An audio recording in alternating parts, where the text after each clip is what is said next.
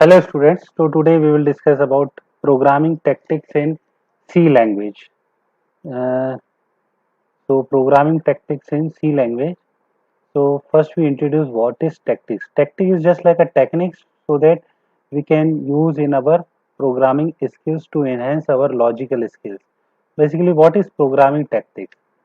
So a tactic is a conceptual action implemented as one or more specific task. What types of techniques you want to apply? The term is commonly used in business, protest, and military contests, as well as in chess, sports, or other game activities, competitive activities, or even in programming.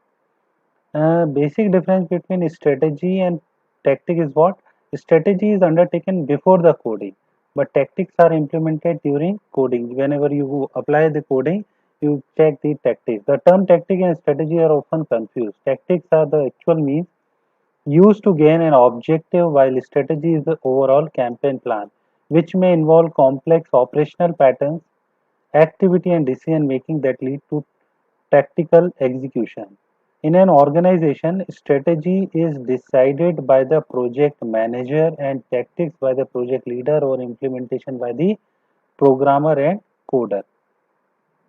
So, what are the common mistakes we apply in our simple C programming skills? So, first one is what? Undeclared variables. Variables we use, but it is not declared. Uninitialized variable. Now, variable is declared but uninitialized. So, this return the wrong value or garbage value. As setting a variable to an uninitialized variable. Now, we declare initialize but assign to a uninitialized value. Using a single equal sign to check equality. Remember, in if statement or in any comparison, for comparison, double equals to is used for comparison, not a single equal to. An undeclared function. We use the function, but it is undeclared. Sometimes we use extra semicolon. Uh, Sometimes overstepping array boundaries. Suppose we have the 10 array elements, but we use the 11 or 12. Forgetting to put a break in a switch statement. We already discussed in switch statement, if we forgetting the break statement, then after matching block, all the blocks after matching is executed automatically. Using single equals to instead of double equals to. So scanf error. There are two types of common scanf error. Forgetting to put an ampersand on an argument and wrong format for operand. कभी कई बार अगर integer है हम percent D की जगह percent सी या percent F लिखते हैं और एम परसेंट हम नहीं लगाते, प्रिंट एफ में नहीं लगाते लेकिन स्कैन एफ में आपको लगाना है. And this ampersand is for address of operator. Integer division. Integer से इंटीजर को डिवाइड करेंगे तो आंसर इंटीजर में ही आएगा, या तो हम उसको फ्लोट में कन्वर्ट करें या अगर कोई कांस्टेंट है तो उसको फ्लोट में लिखें. Not using prototype. Prototype function का प्रोटोटाइप होता है, अगर हम उसके यूज नहीं करते हैं तो एरर आती है. ये कुछ एग्जांपल है, जैसे मान लो हमने print F percent D I लिखा, यहाँ हमने आई को डिक्लेयर ही नहीं किया है. यहाँ आई को डिक्लेयर तो किया लेकिन कोई वैल्यू असाइन नहीं की और सीधे प्रिंट कर दिया है. This is uninitialize variable. आप setting a variable to an uninitialize value, तो यहाँ हमने जे की वैल्यू की है और आई में कोई वैल्यू नहीं है. अब कुछ एग्जाम्पल है जो हम टेस्ट करके देखें. जैसे ये hash define cube x.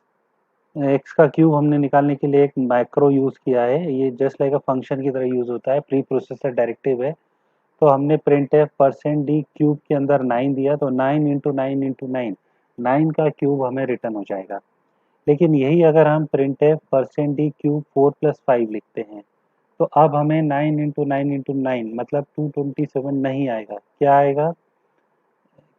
This is the basic difference between function and pre processor. Pre processor just replace करेगा, वो 4 + 5 को सीधे x की जगह लिख देगा. तो अब क्या हो जाएगा? 4 + 5 × 4 + 5 × 4 + 5. ये 9 × 9 × 9 के बराबर नहीं है.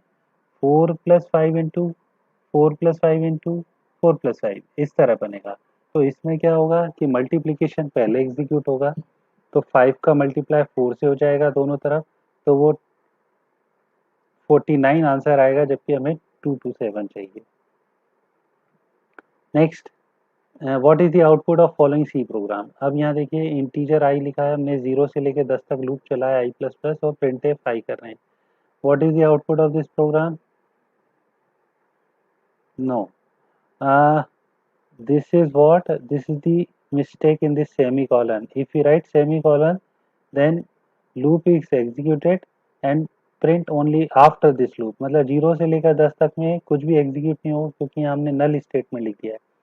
तो आई की वैल्यू 0 से 10 तक चली, बार इंक्रीमेंट भी हुआ, लेकिन प्रिंट कब हुआ? जब लूप खत्म हो गया। तो लूप खत्म होने के बाद आई की वैल्यू कितनी हो जाएगी? 10। तो यहाँ 10 प्रिंट हो जाएगा। अब यहाँ देखिए, what is the output of following C program. I की वैल्यू 10 है, आई की वैल्यू 5 से कंपेयर करना है, हेलो लिखना है, नहीं तो SATI। What is the output of this program? No. I equals to 5 की जगह हमने क्या लिखा? I equals to 5 and it is always true. तो भले ही वो वैल्यू 10 है, लेकिन यहाँ ट्रू, तो हेलो इज प्रिंट होगा। Next is I equals to 10, printf %d I plus plus we already discussed in previous class। तो अब यहाँ देखिए, I की वैल्यू 10 है, तो सबसे पहले ये वाला जो राइट टू लेफ्ट चलता है, तो ये वाला I जो है वो 10 प्रिंट होगा यहाँ पर, और प्लस होगा तो 11 हो गया। फिर यहाँ 11 इंक्रीमेंट पहले हो जाएगा और फिर प्रिंट होगा, तो 11 का कितना हो जाएगा? 12। यहाँ 12 प्रिंट होगा, यहाँ फिर 12 का इंक्रीमेंट होगा 13, तो 13 12 10, इस तरह आउटपुट आएगा। अब what is the output of following C program. C में यहाँ हमने %c लिखा है, वैल्यू इंटीजर है, तो ये उसका कैरेक्टर वैल्यू प्रिंट करेगा। तो 65 आस्की कोड किसका होता है? ए का, कैपिटल ए का, तो कैपिटल ए प्रिंट होगा।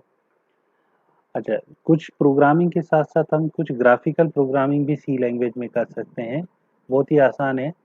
तो जैसे ये सर्कल का प्रोग्राम बनाना है, स्क्वायर का, ताकि आप कुछ भी गेम डिज़ाइन कर सकते हैं। तो इसके लिए करना कुछ नहीं है, आपको टर्बो सी ओपन करना है, कंट्रोल F1 से आपको ग्राफिक्स पे क्लिक करना है, ये ग्राफिक्स ओपन हो जाएगा। यहाँ पर आप फंक्शन देखेंगे तो यहाँ सर्कल फंक्शन है, सर्कल के नीचे एग्जाम्पल भी बना हुआ है। ये पूरा एग्जाम्पल आप कॉपी करेंगे और यहाँ पेस्ट कर देंगे, तो ये पूरा प्रोग्राम बना बना प्रोग्राम आप उसको रन कर सकते हैं। मैं इसको एक्सप्लेन कर देता हूँ कि ये प्रोग्राम किस तरह रन करता है। बेसिकली जो कंसोल होता है वो हमारा ब्लैक एंड वाइट स्क्रीन होता है, और यहाँ ग्राफिक्स मोड के लिए हमें उसको कन्वर्ट करना होता है। तो यहाँ पर हम एक इनबिल्ट लाइब्रेरी फंक्शन है जो graphics.h में होता है, initgraph, this is initialise graph.